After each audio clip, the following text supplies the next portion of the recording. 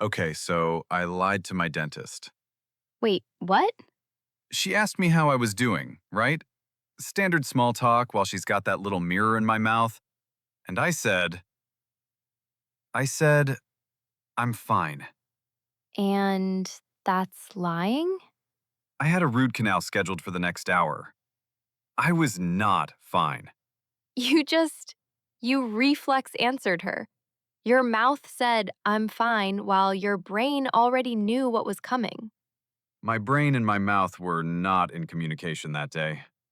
And this is the thing. Because that little two-word reflex, it has consequences.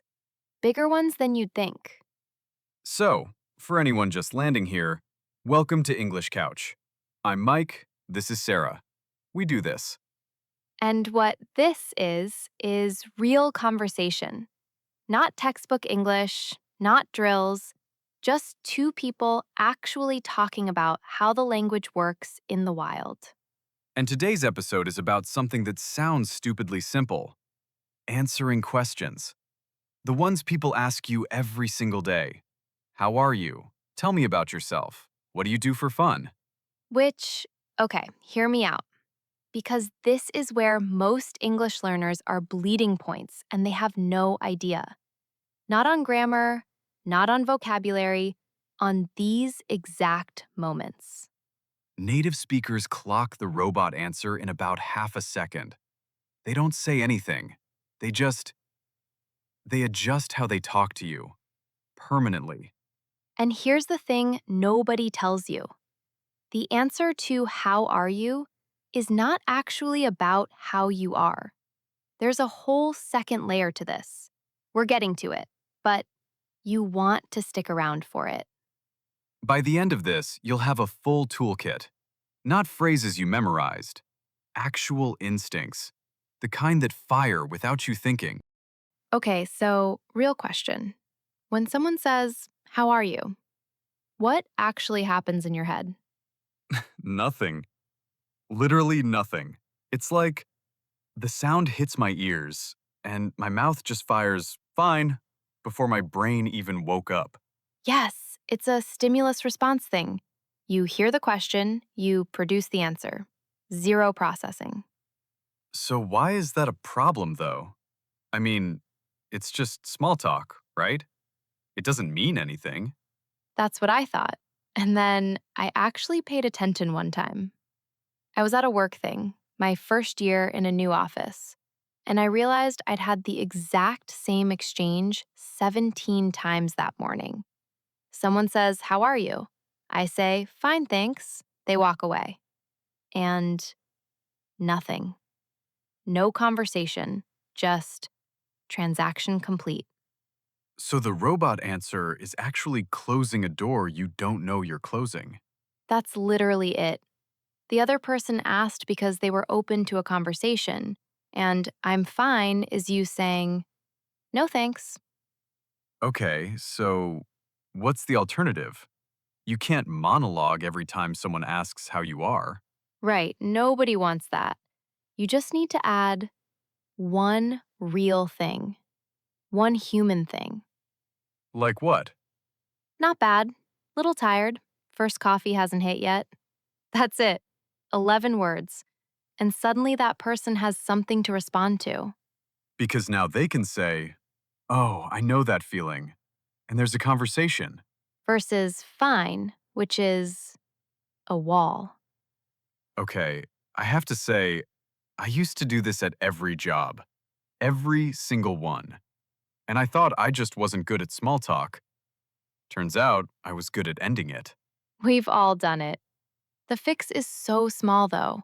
It's just add one honest detail. Just one. Okay, so here's where it actually gets interesting. Because how are you isn't even one question. Say more. So, you've got how are you? How's it going? What's up? How have you been? And they're completely different asks. Wait, I've been answering all of those the same way my entire life. So has everyone, but they're not the same. How are you is like standard, polite. You'd say it to your boss, to someone you just met. Okay. And how's it going? More casual. That's a between friends thing. Friend sees you in a parking lot. Hey, how's it going? That's just, hey. The answer is basically, not much, you? And what's up is even more stripped down. What's up is almost a greeting without any actual question in it. The correct answer is just, not much, or even just, hey. If you answer what's up with, I'm fine, thank you, people will think you're from the future. Like you've been trained on old data. Exactly. And then the last one, how have you been? That one's completely different. That one is for people you haven't seen in a while. Someone you know, but it's been months. And that one actually wants an answer. Right, because it's asking, what happened in your life? You can say, honestly, it's been kind of a wild few months. And that person is going to lean in. There's actually something kind of nice about that question. When someone asks it and they actually mean it, you feel it.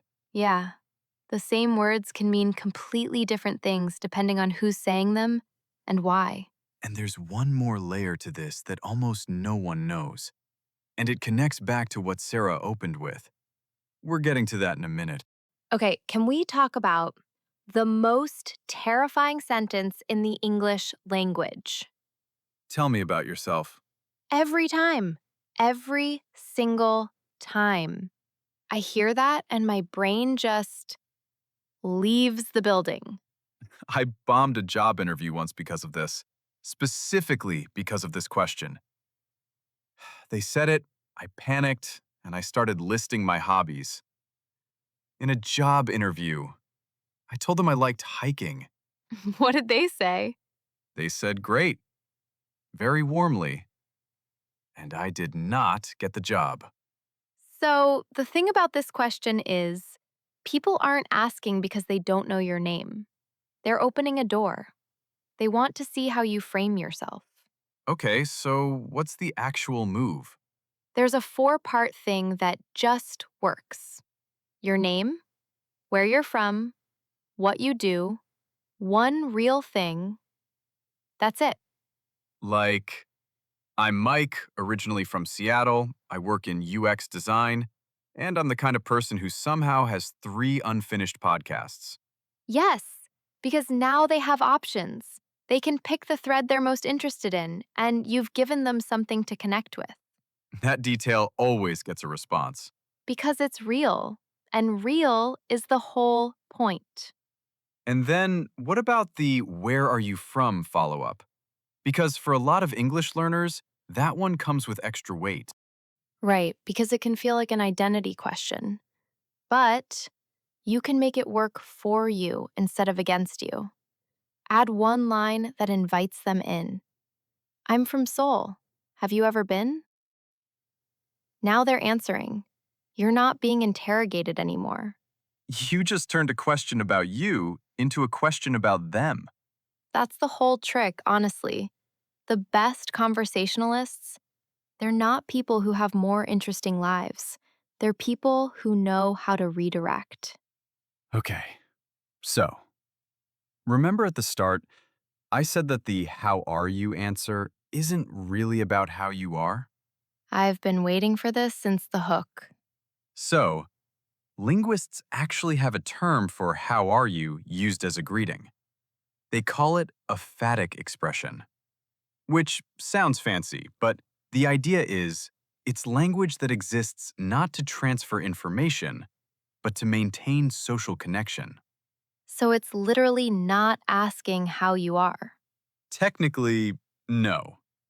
It's more like it's a handshake with words. You're not actually asking about the other person's well being. You're just signaling, I see you. We're okay. We're connected. So when I answer, fine, I'm technically doing it correctly. I'm completing the ritual. Exactly. You're not doing it wrong. You're doing it only. And the thing is, you can still complete the handshake and leave a door open. Not bad. Actually, kind of busy this week. Phatic signal sent, Real human invited in. So the skill is knowing when it's just a handshake and when it's a real question. Which is exactly what fluency actually is.